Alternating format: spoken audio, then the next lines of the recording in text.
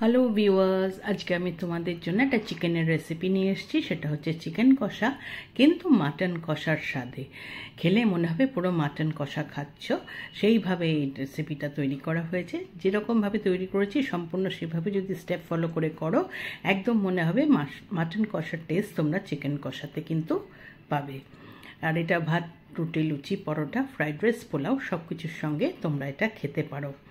এবং যেটা যেমন দেখতে সুন্দর হয়, খেতেও এটা খুব সুন্দর হয়। চলো শুরু করি। তার জন্য প্রথমে আমি 1 কেজি চিকেন নিয়েছি।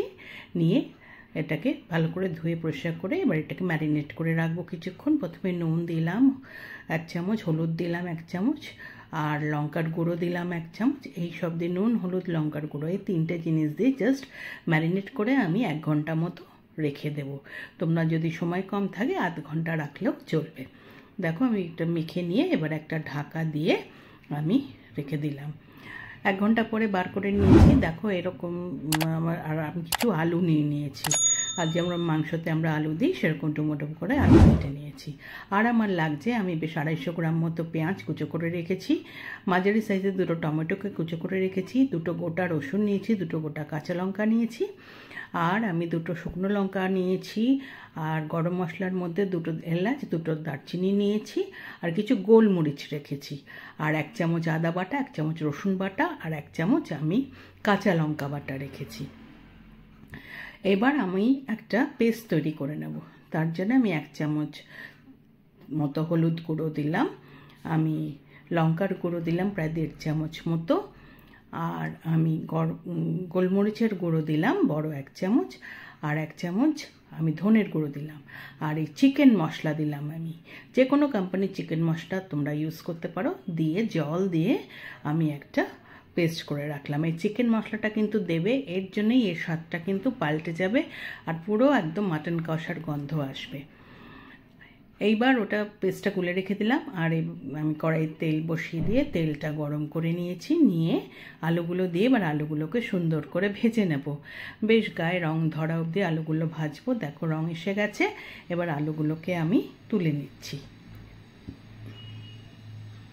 আলুগুলো তুলে নেওয়ার পরে ওই তেলের মধ্যে এবার আমি ফোড়ন দিয়ে দেবো। যে 2টো শুকনো লঙ্কা রেখেছিলাম ভেঙে দিয়ে দিলাম, আর গরম মশলা আর গোলমরিচ সব দিয়ে দিলাম। এগুলো একটু ভাজা হোক, গন্ধ সুন্দর বেরোলে এবার যে পেঁয়াজ কুচো করে রেখেছিলাম সেইটা আমি দিয়ে দিলাম। পেঁয়াজটা দিয়ে সুন্দর করে ভাজতে হবে। বেশ পেঁয়াজটা একটু পিঙ্কিশ কালার আসবে, বেশি কড়া করতে হবে না, বেশি তাহলে পুড়ে যাবে। সেরকম কিছুক্ষণ একটু ভেজে নিতে হবে। বেশ কিছু পেঁয়াজটা রং ধরে গেলে এইবার যে বাটাগুলো রেখেছিলাম আদা, রসুন, কাঁচা লঙ্কা, সেগুলো আমি দিয়ে দিলাম। দিয়ে সমস্ত কিছু ভালো করে মিশিয়ে নিচ্ছি। দেখো মিশিয়ে আমি একটু বেশ ভাজবো, যাতে কাঁচা গন্ধ রসুন, আদা, কাঁচা লঙ্কা সব চলে যায় এবং ভাজাও হয়ে যায় সুন্দর পেঁয়াজের সঙ্গে। বেশ কিছুক্ষণ পরে এবার আমি টমেটো কুচোটা দিয়ে দিলাম। টমেটো কুচোটাও ভালো করে মিশিয়ে নিয়ে ভাজা ভাজা করতে হবে। ভালো করে মিশিয়ে দিয়ে এইবার আমি এর মধ্যে যে পেস্টটা আমি তৈরি করলাম জল দিয়ে, সেই পেস্টটা দিয়ে দিলাম। ধনে, লঙ্কা, চিকেন মশলা, হলুদ এইসব দিয়ে যে পেস্টটা করেছি এটা দিয়ে বাটিটা ধুয়ে জল দিয়ে ভালো করে মিশিয়ে দিলাম মশলাটা। দিয়ে 1 চামচ নুন দিলাম, 1 চামচ চিনি দিলাম। নুন কিন্তু বুঝে দেবে, ম্যারিনেশনে নুন দিয়েছি সেই বুঝে নুন দেবে। সমস্ত কিছু যখন মশলা মিশে যাবে, এবার ভালো করে যখন মিশে যাওয়ার পরে তখন আমি যে চিকেনটা ম্যারিনেট করে রেখেছি সেটা দিয়ে দিলাম।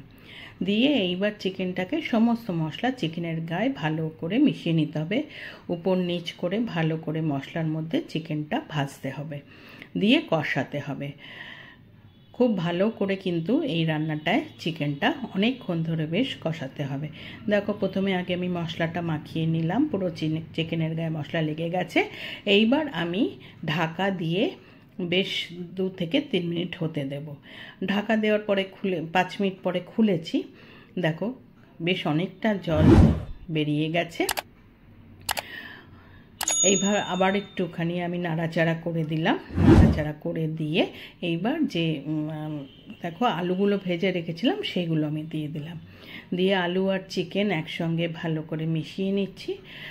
সব কিছু ভালো করে মিশিয়ে নেওয়ার পরে যে আমি রসুন দুটো রেখেছিলাম, এবার সেই রসুন দুটো ওপর থেকে আমাকে দিয়ে দিতে হবে।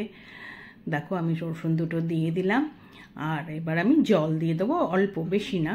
আমি বড় এক বাটি জল দিয়ে দিলাম, বা 1 গ্লাস মতো জল দিয়ে দিলাম, আর যে দুটো কাঁচা লঙ্কা রেখেছিলাম সেগুলো ওপর থেকে দিয়ে দিলাম।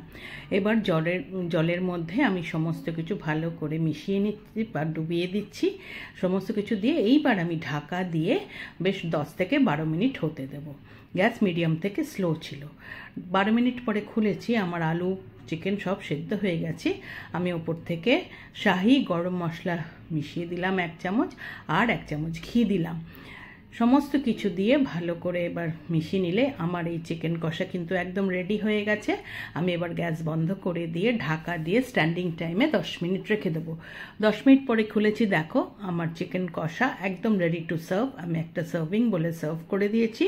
আমি আজ গরম গরম রুটির সঙ্গে এটা পরিবেশন করব। তোমরা ভাতের সঙ্গেও খেতে পারো, আবার ফ্রাইড রাইস, পোলাও, লুচি, পরোটা সব কিছুর সঙ্গে এটা দারুণভাবে যায়। আশা করি তোমাদের এই রান্নাটা ভালো লেগেছে। আর যদি ভালো লেগে থাকে একটা লাইক করো, কমেন্ট করো, শেয়ার করো। যারা এখনও আমার চ্যানেলটা সাবস্ক্রাইব করোনি প্লিজ সাবস্ক্রাইব করে দিও। পাশে থাকা বেল আইকনটা প্রেস করবে, তাহলে আমার তৈরি সমস্ত রান্নার নোটিফিকেশন তোমাদের কাছে পৌঁছে যাবে। আজকে তাহলে চলি, টাটা।